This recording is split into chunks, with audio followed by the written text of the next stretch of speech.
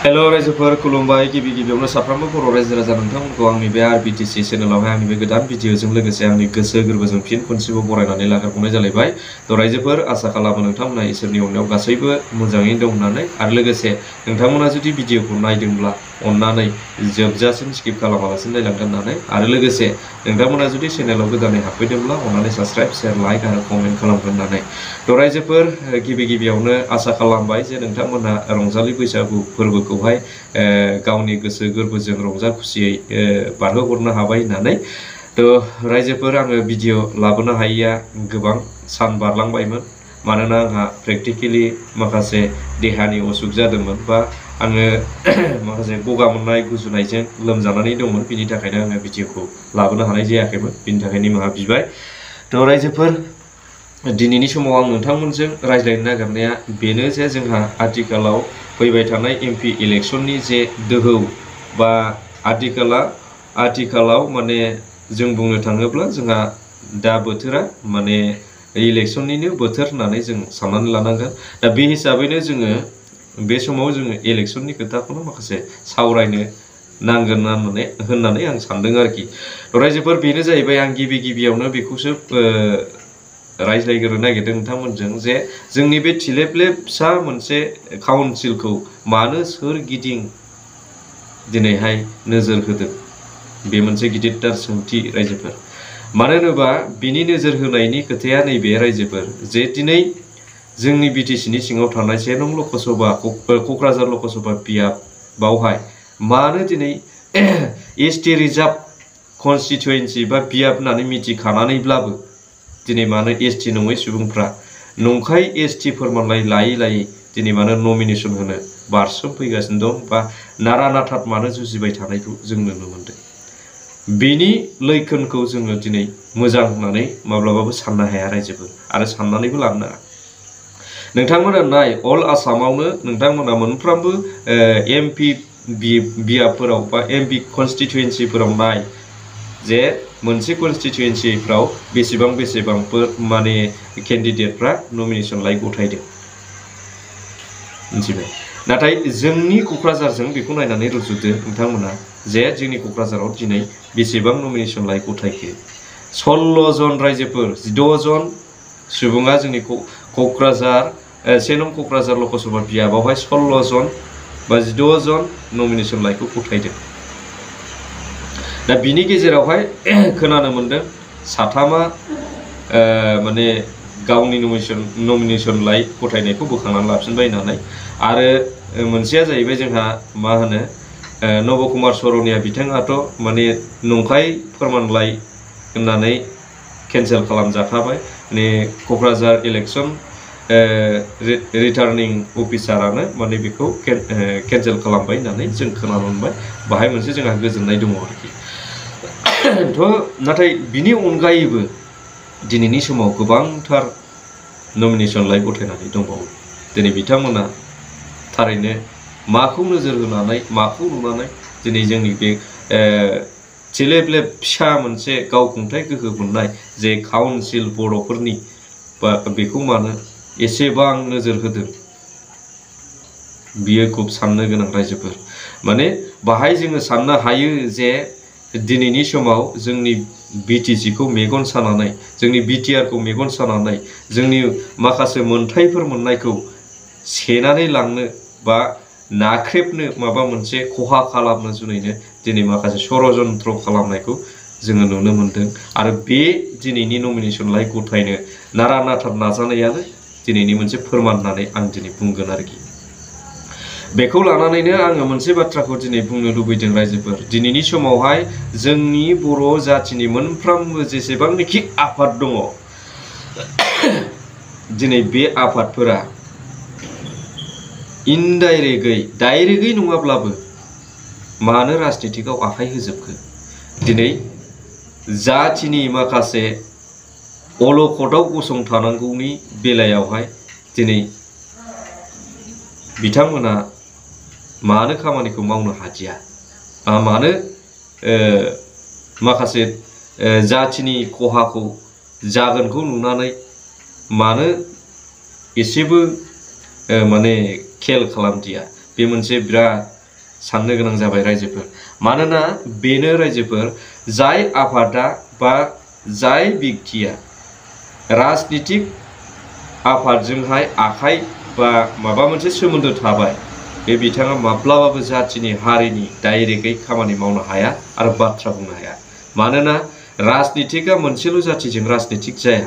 बे राजनितिक होननाय लोगो लोगो बाहाय हारि हारिसा गोबांथार हारि लोगो लानानैसो मोनसे राजनितिक दल जागोन। बाहाय जेसेबां जोंनि बिटिसि ओनसोलावहाय हारि हारिसाफोर दङ, जाति हारिफोर दङ, बिसोर गासैखौबो लानानैसो मोनसे राजनितिक दल जागोन। आरो मोनसे राजनितिक दला मोनसे जातिनिल' खामानि मावनो माब्लाबाबो हाया। दा दिनै नोंथांमोना नुनो मोनदों जे गोबांथार जोंनि गावजों गावसो मोननैबो हान्जाया जोंनि बर'निनो, दा बे मोननै हान्जानि गेजेरावसो ओरैबायदि दान्थे बिदान्थे जालायगासिनो दं। सोरबाया सोरखौबा बुंदों, सोरबाया सोरखौबा बुंदों। आरो बिनि गेजेरजोंनो बोरैबा मोजां मोनजायो दिनै माखासे जोंनि मोननांगौफोरखौनो बै माखासे मोनथावै जायफोर हारिफोर दं बिथांमोननोसो होनो थांगासिनो दङ। बेयो बेसेबां दुखुनांथाव रायजोफोर। माने गावखौ मोजां मोनगौबा, गावनियाव भट होगौबा, गावखौ देरहाहोगौबा दिनै ओरैबायदि मोनफा मोनफा ओरै खालामगोन थोरै खालामगोन। दा बेबादि माने जोंनिफ्रायसो जोंनि मोननांगौखौसो दिनै गुबुन हारिफ्रा मोननो थांगासिनो दङ। बेयो बेसेबां दुखुनांथाव। दिनै रायज्लायनो थाङोब्ला बिटिसिआ सोरनि थैजों जाया? बर'नि थैजों जादों। बिटिआरआ सोरनि थैजों जाया? बर'नि थैजों जादों। दिनै बे बिटिसि आरो बिटिआर सोरजिनायनि गेजेरावहाय सोरबा हारि हारिसाफोरनि, गुबुन हारिफोरनि थै दङ नामा? थरथिंसेबो थै गैया। अब्ला दिनै नायदो रायजोफोर, बे जोंनि फिसा थिलेबलेब जोंनि थैजों मोननाय जे काउन्सिल, बे काउन्सिलखौनो बा बे काउन्सिलनि मोननाय जाखिनि पावार फांसन, जाखिनि जोंनि मा होनो मोननांगौफोर, बेफोरखौ गासैबो सेनानै लांनायनि मोनसे मा होनो षड़यन्त्र खालामनायखौसो जों दिनै नुबाय थादों। थ' रायजोफोर, बिनि थाखायनो आं दिनै खावलायगोन, जोंहा जाथिनि मोनसे मा होनो खामानि मावनो थाखाय जे जोंहा माहारियारि आफाद दंमोन, जायखौ जोङो एबसु होननानै बुङो। दिनै एबसुआबो बिराद दुखुनांथाव, माने इनडाइरेक्टयै, डाइरेक्टयै नङाब्लाबो इनडाइरेक्टयै दिनै राजनितिकआव आखाइ होबाय। आरो बुंनो थाङोब्ला इनडाइरेक्टयैथ' होनजाला, डाइरेक्ट माने दिनै केम्पेइनावबो ओंखारबाय बिथांमोनहा। दिनै बिजेपिनो मा होनो भट बिनानै होनो हाबाय बा बिबाय। बेयो खुब दुखुनांथाव रायजोफोर। दिनै अब्ला जातिनि माखासे इस्युफोरखौ सोर लाखिगोन? जातिनि थाखाय बाथ्राखौ सोर बुंगोन? जातिनि इस्युआ सोर आफादनाव थाबावगोन? साननांगौआ बेसो जाबाय रायजोफोर। दिनै सानदों नामा जे एबसु आफादा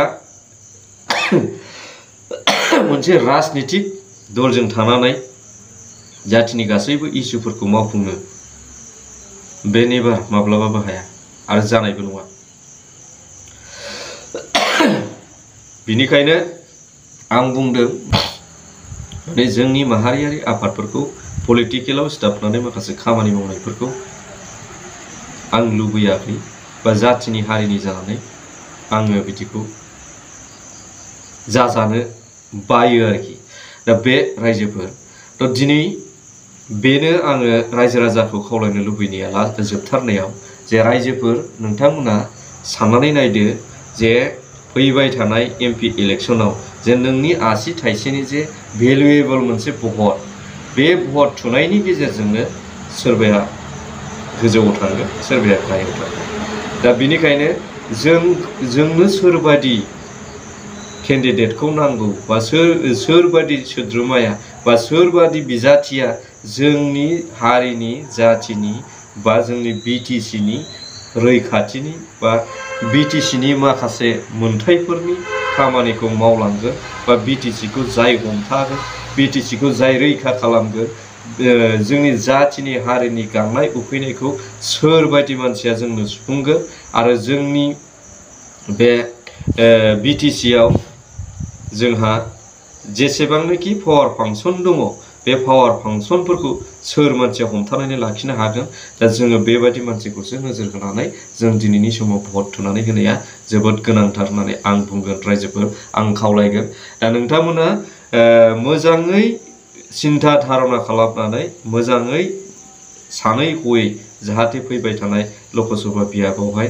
मोजाङै मोजां भटखौ थुयो बा मोजाङै मोजां भटखौ होयो बेखिनिखौनो आं खावलायबाय रायजोफोर आरो मोनसे जोबथारनायाव आं बेखौ खावलायगोन जे रायजोफोर माने खोथा बाथ्राफोरजों जोङो दान्थे बिदान्थे जालायोब्लाबो जोंनि गामियारि रायजो जानायफोरावहाय जोङो राजनितिकखौ लानानै माखासे माने सरासनस्रा रायजो जानायावहाय गाज्रि मोनलायनाय बा मोजां मोनलायनाय बेफोरखौ जेब्लाबो लाया बेखिनिखौ आं खावलायबाय रायजोफोर आङो बेखिनिखौनो नोंथांमोनजों रायज्लायनो होननानै भिडिअखौ खालामदोंमोन आङो भिडिअखौ बेखिनियावनो दोनथ'नो लुबैबाय स' थेंक इउ फर वाचिं जय बर' हारिनि